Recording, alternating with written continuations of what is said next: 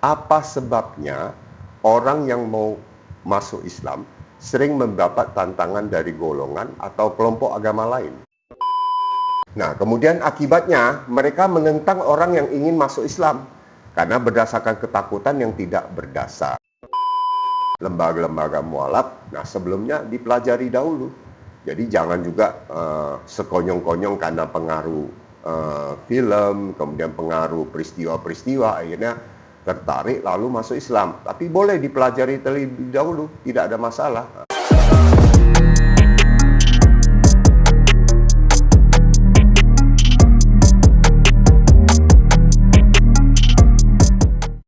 Assalamualaikum warahmatullahi wabarakatuh. Pertama-tama mari kita bersama panjatkan puji syukur atas kehadirat Allah Subhanahu wa taala yang selalu melimpahkan rezeki dan rahmat kepada kita semua. Tidak lupa sholawat serta salam senantiasa kita curahkan kepada junjungan kita Nabi Muhammad Sallallahu Alaihi Wasallam yang telah membuat kita dari zaman kegelapan menuju zaman terang. Hai Sobat Kohalim, selamat pagi semuanya. Semoga selalu dalam keadaan sehat walafiat. Topik kita di pagi yang berkah ini adalah apa sebabnya orang yang mau masuk Islam sering mendapat tantangan dari golongan atau kelompok agama lain.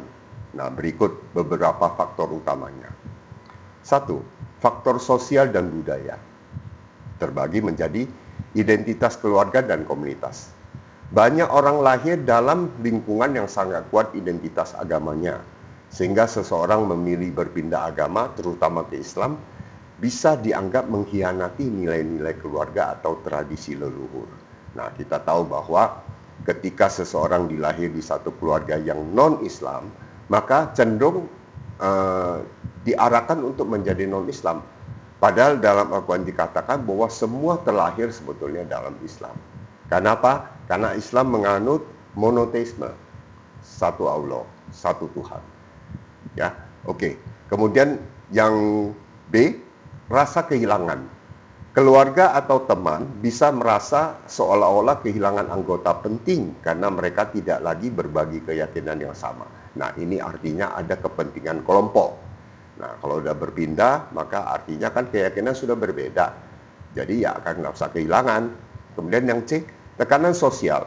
Di beberapa masyarakat ada stigma negatif terhadap perpindahan agama karena dianggap sebagai tindakan ekstrim atau tidak menghormati warisan budaya. Nah, yang kedua, faktor politik dan sejarah. Kemudian dijelaskan di A, sejarah konflik antar agama. Di beberapa negara, hubungan antar beragama pernah atau masih tegang. Pindah ke agama lain, khususnya Islam, bisa dipandang sebagai berpihak pada kelompok yang berseberangan.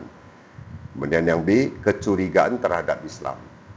Di beberapa tempat, Islam sering disalahpahami dan dihubungkan dengan ekstremisme atau radikalisme. Jadi ketika seorang masuk Islam, ada kekhawatiran atau penolakan. Nah, yang ketiga, kurangnya pemahaman, stereotip dan misinformasi. Banyak orang yang masih memiliki pandangan keliru tentang Islam, seperti pandangan bahwa Islam itu keras, menindas perempuan, atau tidak toleran. Nah, kemudian akibatnya mereka menentang orang yang ingin masuk Islam karena berdasarkan ketakutan yang tidak berdasar. Yang kedua, ketidaktahuan tentang alasan personal. Banyak orang tidak memahami bahwa perpindahan agama sering merupakan hasil pencarian spiritual yang mendalam, bukan karena paksaan atau emosi sesaat. Yang keempat, faktor emosional dan psikologi. A, takut perubahan. Ketika seorang berubah keyakinan, seringkali gaya hidup, cara berpakaian, makanan, bahkan cara bicara bisa ikut berubah. Ini mengejutkan orang-orang terdekat. Kemudian yang terakhir, cemburu atau rasa kehilangan pengaruh.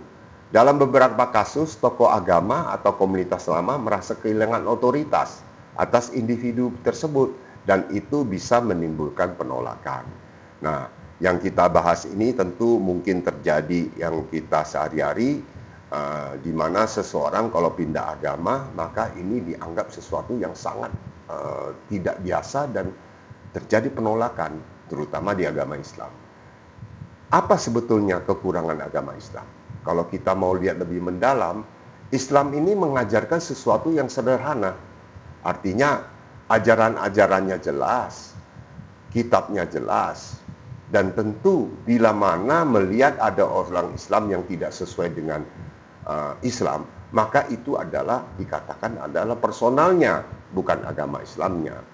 Jadi oleh karena itu Islam sendiri juga tidak pernah memaksakan orang untuk berpindah agama.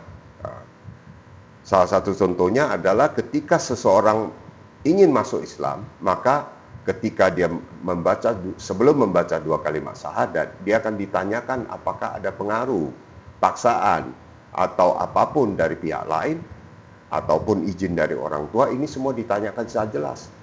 Baru dilanjutkan dengan membaca 2 kalimat syahadat.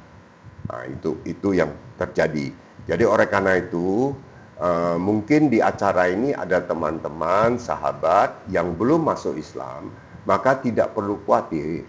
Artinya, carilah lembaga-lembaga yang mengurusi soal masuknya Islam. Misalnya, lembaga-lembaga mualaf, nah sebelumnya dipelajari dahulu. Jadi jangan juga sekonyong-konyong karena pengaruh film, kemudian pengaruh peristiwa-peristiwa, akhirnya tertarik lalu masuk Islam. Tapi boleh dipelajari terlebih dahulu, tidak ada masalah. Karena di Islam, orang yang masuk Islam bagi orang Islam itu adalah hidayah. Tidak ada paksaan, tidak ada pengaruh. Ya, moga-moga ini menjadi satu pengetahuan baru untuk teman-teman yang non-Islam yang menonton acara secangkir kopi di pagi hari ini. Ini akan menjadi hal yang lumrah bagi seseorang untuk berpindah agama. Di Indonesia, berpindah agama dijamin oleh undang-undang. Tidak ada paksaan dalam agama, tidak ada intimidasi di dalam agama. Berpindah agama adalah hak semua warga negara. Oke, nah kurang lebih ini yang kami sampaikan di pagi ini. Jumat nanti kita akan bahas sebuah topik yang lebih mendalam mengenai masalah Islam. Semoga ini bisa tetap diikuti. Terima kasih untuk para muslimin, kemudian para mualaf maupun subscriber yang sudah menonton acara ini dengan setia. Semoga semuanya bisa berjalan lancar pekerjaan hari ini. Dan juga bagi penonton yang belum subscribe, kami mohon supaya subscribe, komen, like, and share. Dan juga bila mana ada sesuatu yang kurang berkenan atau belum bagus pembawaannya, kami mohon dimaafkan karena manusia pada intinya tidak sempurna. Kami berusaha sebaik-baiknya. Dan juga bagi pemeriksa ataupun subscriber yang berkeinginan untuk infak dan sedekah, silakan lakukan infak dan sedekahnya. Kami sudah sediakan nomor rekening untuk bisa transferkan dana sedekahnya dan infaknya. Kami akan salurkan kepada pihak-pihak yang memang membutuhkan. Terima kasih sekali lagi kami ucapkan.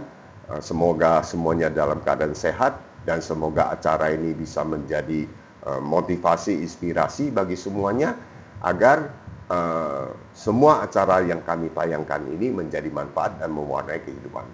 Terima kasih. Wassalamualaikum warahmatullahi wabarakatuh. Mari kita minum secangkir kopi di pagi hari. Bismillahirrahmanirrahim. Alhamdulillah.